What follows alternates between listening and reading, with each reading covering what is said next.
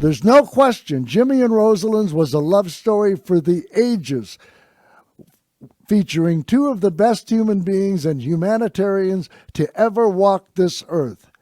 And both walked the walk far more than they talked the talk.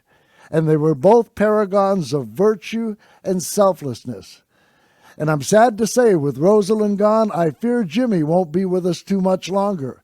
I also suspect that yesterday was likely the last time we'll see Jimmy in public. And it was tough, yet wonderful to see him. Fortunately, what they will leave behind will be a legacy for the ages as well. I mentioned a few seconds ago that all living former First Ladies were present, along with Jill Biden. I also told you that all were dressed in black except for one. Have you guessed which one that was yet?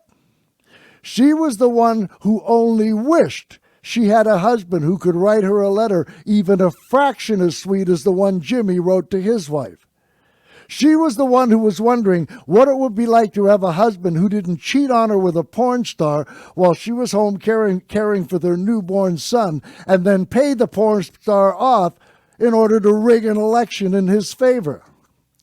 She was the one who was wondering what it would be like to be married to a man whose lasting legacy will be one of honor, service, compassion, empathy, and selflessness, and not as a self-absorbed, malignant narcissist and traitor. She was the one who envied Rosalynn Carter for having a husband whose hand she wanted to hold, and for having a husband who wanted to hold her hand just as much. And just for the record, the only joy Melania took when her worthless husband won the presidency was she could now be called the First Lady instead of the third wife. And you know how Kobe Bryant and Melania were similar? They both made fortunes playing with orange balls.